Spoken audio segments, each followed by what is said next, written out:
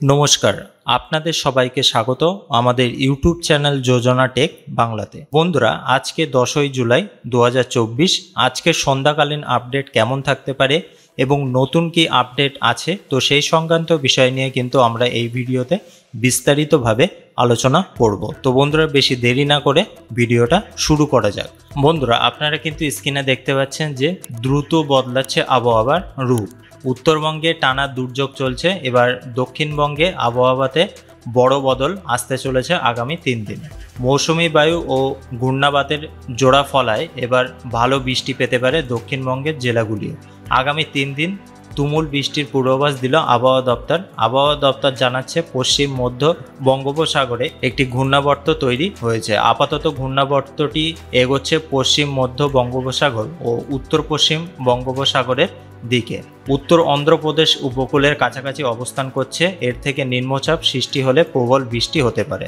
তো বন্ধুরা, এই যে ঘূর্ণাবর্তটা সৃষ্টি হয়েছে, তো সেটা কিন্তু স্যাটেলাইটের মাধ্যমে দেখলে সেটা কিন্তু আরও ভালো বোঝা যাবে। তো বন্ধুরা, আজকের ওয়েদার এবং কালকের ওয়েদার কেমন থাকতে পারে, তো সেই সংক্রান্ত বিষয়ে আলিপুর আবহাওয়া দপ্তর থেকে কি জানানো হয়েছে, তো সেটা আপনাদেরকে প্রথমে দেখিয়ে দিই। তো বন্ধুরা, এখানে আপনারা কিন্তু দেখতে পাচ্ছেন যে ওয়েদার ওয়ার্নিং 10/7/2024, এটা কিন্তু 11/7/2024 অবধি কিন্তু থাকবে।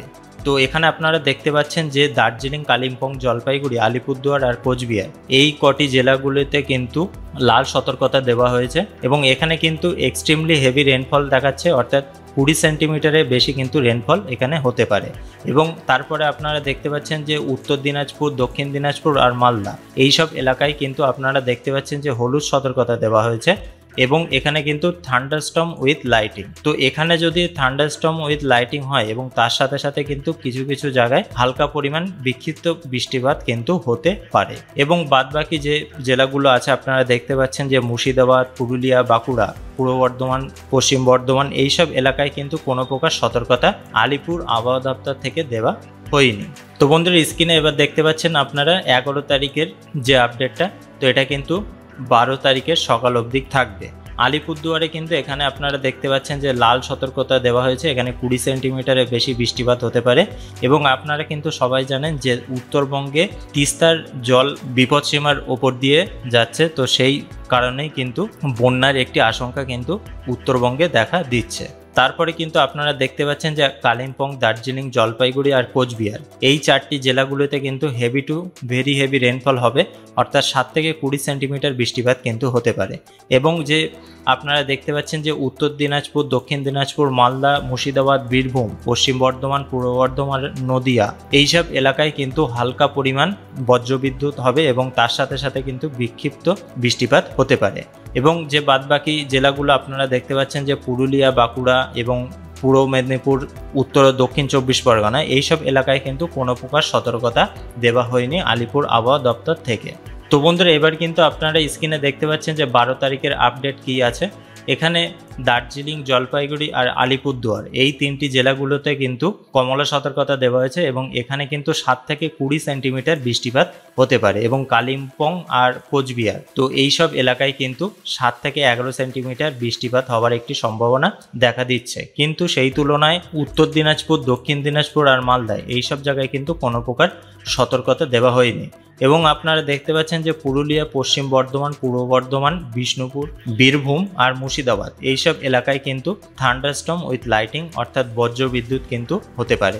এবং যে বাদবাকি দক্ষিণের দিকে যে জেলাগুলো আছে, তো সেখানে কিন্তু কোনো প্রকার সতর্কতা দেওয়া হয়নি। আপনারা দেখতে পাচ্ছেন যে দক্ষিণবঙ্গে কিন্তু কোনো প্রকার বৃষ্টিপাত লক্ষ্য করা যাচ্ছে না, কিন্তু সেই তুলনায় দুর্গাপুর, কাটোয়া, সিউড়ি এইসব এলাকায় হালকা পরিমাণ বৃষ্টিপাত হচ্ছে।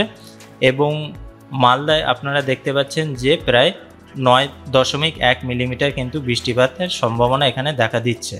এবং সেই তুলনায় আপনারা এখানে দেখতে পাচ্ছেন যে শিলিগুড়ি, জলপাইগুড়ি, ধূপগুড়ি এইসব এলাকায় খুব একটা বৃষ্টিপাত কিন্তু নেই। কিন্তু এই যে তুফানগঞ্জ, তারপরে তমরহাট, কোচবিহারের পার্শ্ববর্তী যে এলাকাগুলো, তো সেখানে কিন্তু বৃষ্টিপাতের পরিমাণ কিন্তু বেশ ভালোই থাকছে।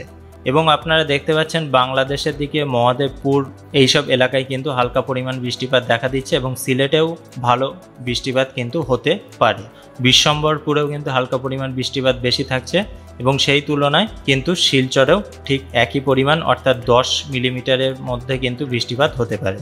এবং আপনারা দেখতে পাচ্ছেন যে ত্রিপুরাতেও কিন্তু কোনো প্রকার বৃষ্টিপাত কিন্তু লক্ষ্য করা যাচ্ছে না। তো এটা যদি আমরা রাত 9টার দিকে লক্ষ্য করি তাহলে কিন্তু আপনারা দেখতে পাচ্ছেন যে কলকাতা সাইডে অর্থাৎ দক্ষিণবঙ্গে কিন্তু কোনো প্রকার বৃষ্টিপাত নেই এবং দুর্গাপুর কাটো হালকা পরিমাণ বৃষ্টিপাত হতে পারে, মালদায় বৃষ্টিপাত আছে।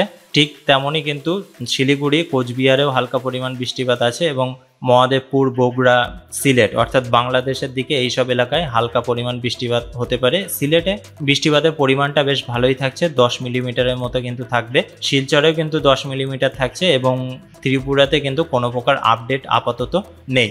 তো এবার যদি আমরা এটা রাত 12টার দিকে লক্ষ্য করি আপনারা দেখতে পাচ্ছেন যে দক্ষিণবঙ্গের দিকে কোনো জায়গায় কিন্তু বৃষ্টিপাত নেই, কিন্তু সেই তুলনায় এখানে আপনারা দেখতে পাচ্ছেন যে ইসলামপুর, জলপাইগুড়ি, ধূপগুড়ি, আলিপুরদুয়ার, কোচবিহার এইসব এলাকায় কিন্তু বৃষ্টিপাতটা বেশ ভালোই থাকছে এবং উত্তর বাংলাদেশেও কিন্তু ভালো পরিমাণ বৃষ্টিপাত থাকছে। আপনারা দেখতে পাচ্ছেন যে রংপুর, কালাই, ময়মনসিংহ, সিলেট এবং শিলচরের বৃষ্টিপাত কিন্তু হালকা পরিমাণ কমে গিয়েছে। এখানে আপনারা দেখতে পাচ্ছেন যে 2.1 মিলিমিটার বৃষ্টিপাত এখানে দেখাচ্ছে। সেই তুলনায় ত্রিপুরাতে কিন্তু কোনো প্রকার বৃষ্টিপাত নেই। তো যদি আমরা এবার থান্ডারস্টর্মের দিকে লক্ষ্য করি, তো যদি 7টার দিকে লক্ষ্য করি আপনারা দেখতে পাচ্ছেন যে দক্ষিণের দিকে কোনো প্রকার কিন্তু বজ্রপাত লক্ষ্য করা যাচ্ছে না। এখানে শিলিগুড়ির পার্শ্ববর্তী অর্থাৎ জলপাইগুড়ি, তারপরে ইসলামপুর এই জায়গায় হালকা পরিমাণ বজ্রবিদ্যুৎ হতে পারে এবং আপনারা দেখতে পাচ্ছেন যে বাংলাদেশের উত্তরের দিকে অমরখানা, বোদা, আর্তওয়ারি এইসব এলাকায় কিন্তু হালকা পরিমাণ বজ্রবিদ্যুৎ হতে পারে। কিন্তু সেই তুলনায় আপনারা এখানে দেখতে পাচ্ছেন যে বগুড়া, মহাদেবপুর এইসব এলাকায় কিন্তু বজ্রবিদ্যুতের পরিমাণটা বেশ ভালোই থাকছে।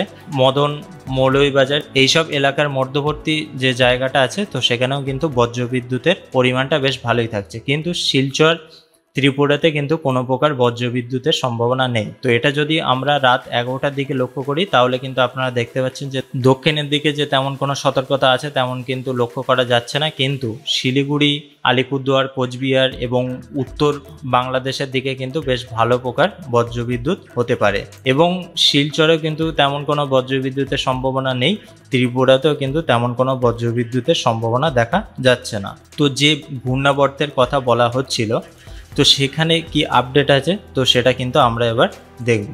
তো এই যে ঘূর্ণাবর্তটা এখনও কিন্তু লক্ষ্য করা যাচ্ছে না। আপনারা দেখতে পাচ্ছেন যে আজকে রাত 8টার দিকে আমরা দেখছি, তো এখানে কিন্তু যে খুব একটা বেশি পরিমাণ উইন্ড আছে আপনারা দেখতে পাচ্ছেন যে 30 kilometre per hour, 27 kilometre per hour কিন্তু লক্ষ্য করা যাচ্ছে বঙ্গোপসাগরে। তো যদি এটা আমরা কালকের দিকে লক্ষ্য করি তো কালকের দিকে আপনারা দেখতে পাচ্ছেন যে হালকা পরিমাণ বেড়েছে, 38 কিলোমিটার পার আওয়ার, কোনো জায়গায় কিন্তু 35 কিলোমিটার পার আওয়ার বেগে ঝড় কিন্তু হচ্ছে। এবং যদি আমরা এটা ফ্রাইডে দেখি অর্থাৎ শুক্রবারে কিন্তু আপনারা দেখতে পাচ্ছেন যে এখানে আস্তে আস্তে পরিমাণটা কিন্তু বাড়ছে, 41 kilometre per hour, 38 kilometre per hour কিন্তু ঝড়ের পরিমাণটা বাড়ছে। এবং যদি আমরা এটা শনিবারে লক্ষ্য করি আপনারা দেখতে পাচ্ছেন যে শনিবারেও কিন্তু বেশ বাড়ছে আস্তে আস্তে। রবিবারে যদি লক্ষ্য করি রবিবারেও কিন্তু তেমন কোনো আশঙ্কা নেই। তো বন্ধুরা সোমবারেও কিন্তু 42 কিলোমিটার বা 40 কিলোমিটার পার আওয়ার বেগে কিন্তু ঝড় লক্ষ্য করা যাচ্ছে। তো যদি এটা আমরা জিএফএসে দেখি তাহলে কিন্তু জিএফএসে দেখা যাচ্ছে যে সানডেতে যদি লক্ষ্য করি তো আপনারা কিন্তু দেখতে পাচ্ছেন যে এর অভিমুখটা হচ্ছে মায়ানমারের দিকে, অর্থাৎ এইটা যে হাওয়াটা বইছে তো সেটা কিন্তু মায়ানমারের দিকে যাওয়ার একটি সম্ভাবনা আছে। তো বন্ধুরা যদি এটা পশ্চিমবঙ্গ বা উড়িষ্যা বা বাংলাদেশের দিকে মুভ অন করে তাহলে কিন্তু সেটা একটি ঘূর্ণাবর্তের সৃষ্টি করবে এবং সেখান থেকে কিন্তু বৃষ্টিপাতের পরিমাণটা বেশ ভালোই থাকবে। তো এই আপডেটটা কিন্তু আরও 1 সপ্তাহ ওয়েট করতে হবে দেখার জন্য।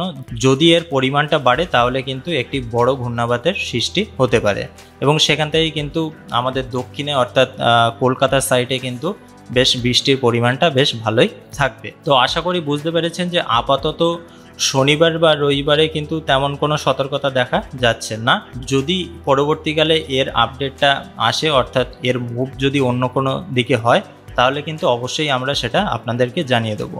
তো বন্ধুরা, যদি আমাদের দিকে হয় এটা, তাহলে কিন্তু সেটা আনসা নামে পরিচিত হবে। তো আশা করি বুঝতে পেরেছেন যে ওয়েদার আপডেট কেমন থাকতে পারে। আপাতত দক্ষিণবঙ্গে কিন্তু তেমন কোনো যে অতি ভারী বৃষ্টি তেমন কিন্তু কোনো প্রকার সতর্কতা নেই। তো বন্ধুরা, ভিডিওটা ভালো লাগলে একটি লাইক করতে কিন্তু ভুলবেন না। আর আপনারা কোথা থেকে আমাদের ভিডিওটা দেখছেন সেটা কিন্তু অবশ্যই আমাদের কমেন্ট বক্সে লিখতে ভুলবেন না। তো বন্ধুরা, ভিডিওটা এই অবধি শেষ করছি। পরবর্তী কোনো ভিডিওতে বিস্তারিত আলোচনা নিয়ে ফিরে আসবো। ততক্ষণে আপনারা খুব ভালো থাকুন, সুস্থ থাকুন। আর আমাদের এই ভিডিওটা দেখার জন্য আপনাদেরকে অসংখ্য ধন্যবাদ।